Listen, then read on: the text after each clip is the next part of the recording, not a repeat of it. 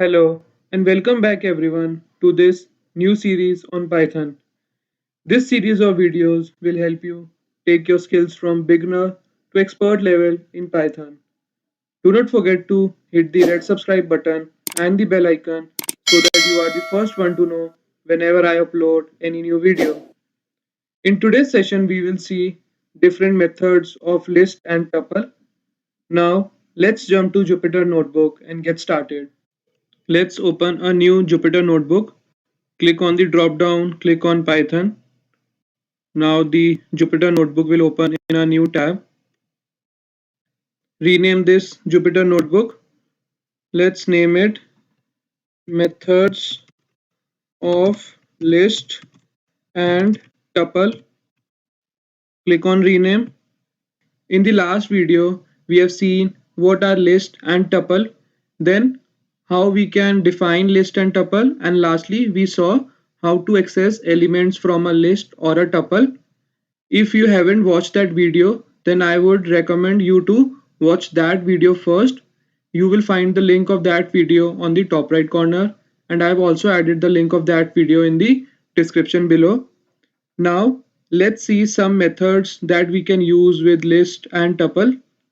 To get the list of all the methods that you can use with list or tuple, just write down dir and within parentheses write down tuple. Press shift plus enter. Here we are getting the list of all the methods that are applicable for tuples. You won't be able to use these methods that starts with underscore. So only two methods are available for tuples, which are count and index. In the last session, we have seen that tuples are immutable. We cannot edit tuples or add any element in a tuple. Therefore, we only have two methods in case of tuple. Now suppose we have a tuple t1 equal to, within parentheses we will write down 1 comma 2 comma 3. Press enter, write down t1 and press shift plus enter. Let's check the type of t1. So here we can see that t1 is a tuple. Now to get all the methods that are applicable for tuple, we can also write down dir and within parentheses we can write the name of the variable that is of type tuple. So let me here write down t1, press shift plus enter. So here we can see the list of all the methods that are applicable for t1, which is a tuple. Now to see the list of methods applicable for list, just write dir and within parentheses write down list, press shift plus enter. So here, similar to what we saw above, these methods won't be applicable which starts with underscore. So all these methods are applicable for all the variables that are of type list. As we have discussed before, that lists are mutable. The new elements can be added or the elements can be removed from the list. So these methods are specific to the list, and the methods above, these count and index, are just specific to tuple. We cannot use methods of list with tuples and vice versa. Now let's try to use few of these methods that we have for list. So first of all we will create a list, name the variable L1 and within square brackets we will write down 1 comma 2 comma 3 comma 4 comma 5.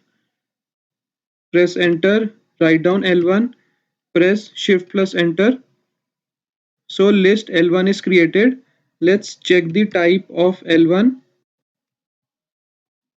So here we can see that L1 is a list. Let's add duplicate values also in this list. Suppose we need to count the occurrence of element 3. in this list L1. So we can use count method. Let me show you how. First write down L1 dot count, and within parenthesis we will give the element that we need to count. So here I will write down 3, press shift plus enter. So here you can see that 3 is coming twice in the list L1. We can confirm from here as well. So 3 is appearing twice. Now let me add one more 3 here. Press shift plus enter. Now let's see the occurrence of element 3 in list L1. Now we are getting 3 as the count of occurrence of element 3 in list L1. It is not easy to remember all these methods. So what you can do is, to get the info about all these methods, just write down the variable name L1, which is a list, dot count, the method, and a question mark. Press shift plus enter.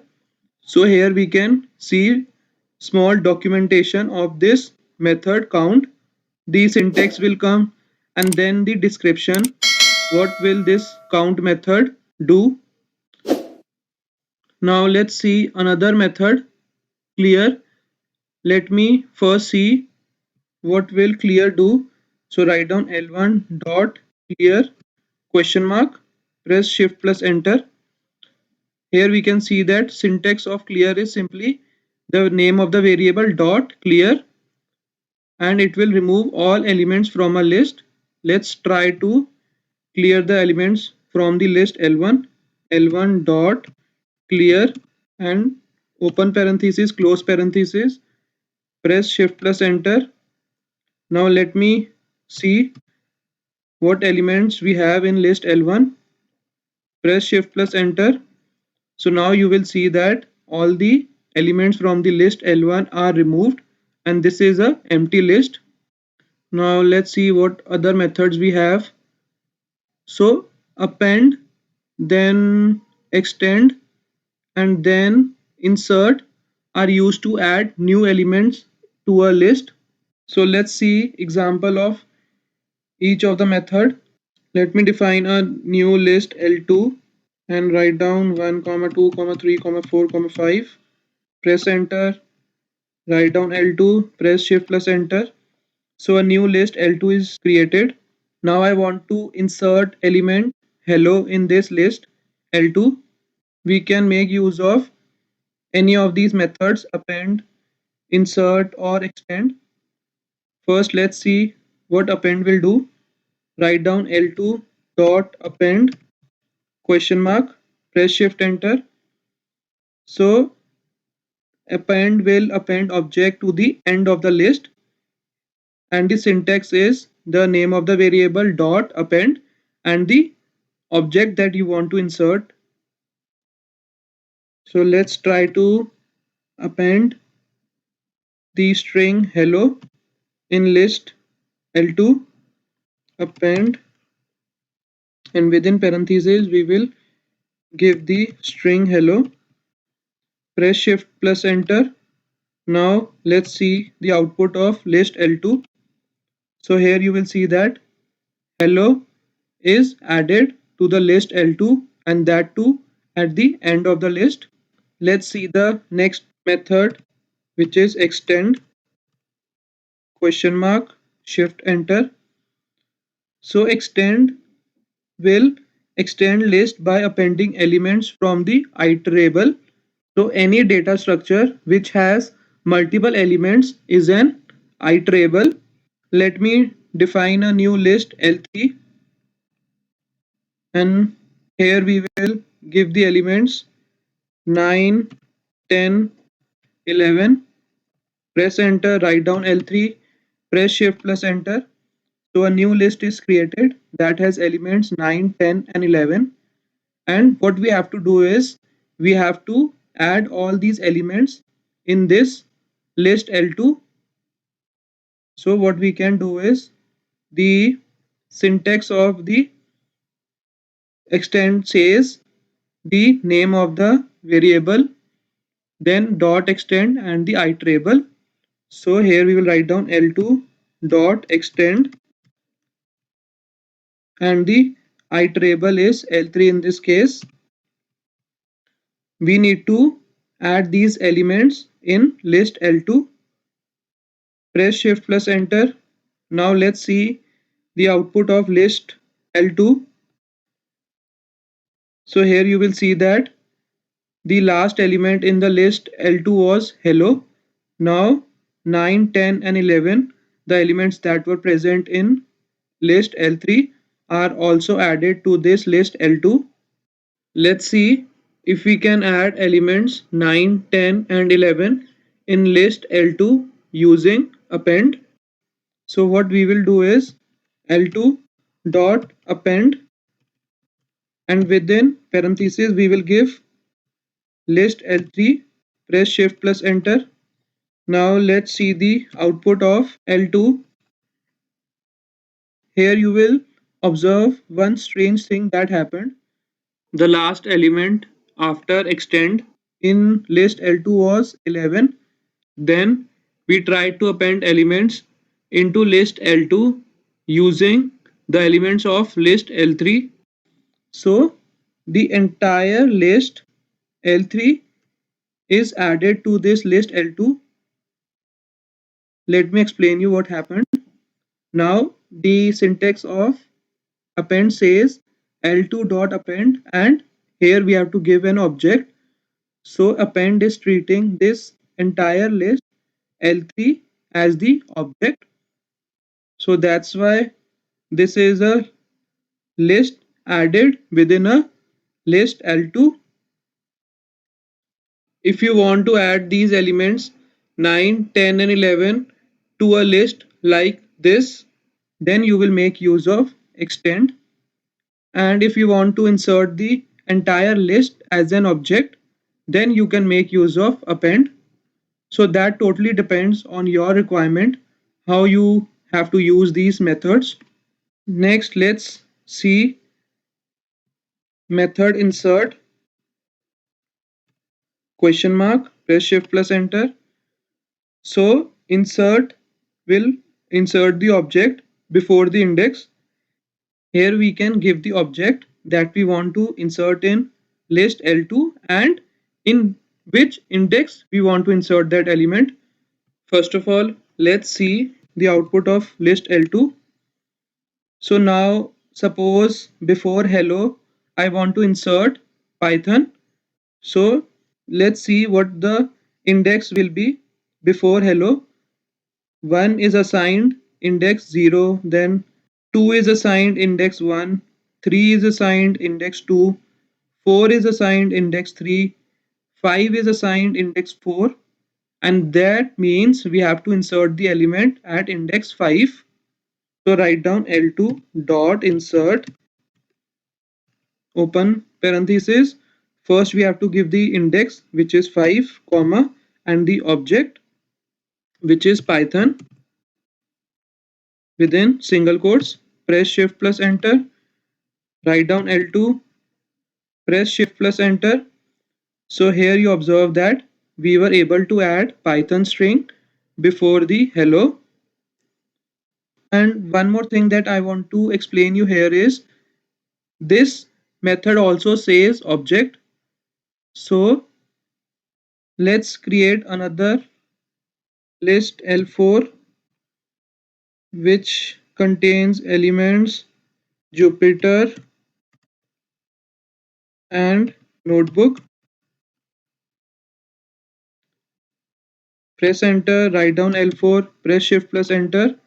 So a new list L4 is created. Now let's see what happens if we give this entire list L4 in insert. L2 dot insert. I guess many of you can guess that it says object. So what will be the result of this insert? I want to insert the elements of this list L4 at the same index 5 which is before Python. Write down 5 comma L4 press shift plus enter, write down L2, and now you will observe similar thing that happened in case of append. So this entire list L4 is treated as an object and it is entirely inserted as the object in list L2. If you wanted to insert these elements individually in list L2, then you will have to use extend. Let's see again. L2 dot extend, and within parentheses we will give L4. Press shift plus enter, write down L2, press shift plus enter. Elements of the list L4 are added in the list L2 as individual new elements. So please make sure that you are using the correct method as per your requirement. Now let's clear this list L2. So what we can use is L2 dot clear, open parenthesis, close parenthesis, press shift enter, write down L2, press shift plus enter. So we were able to remove all the elements of list L2 and list L2 is now an empty list. So I encourage everyone to try these different methods that we have for list and tuples. So for list we have these methods, and these methods we have for tuple. So few of them I have covered in this session, but I would suggest you to go through each one of these methods and see what will each method do in case of list. If you want description of any of the method, just simply write down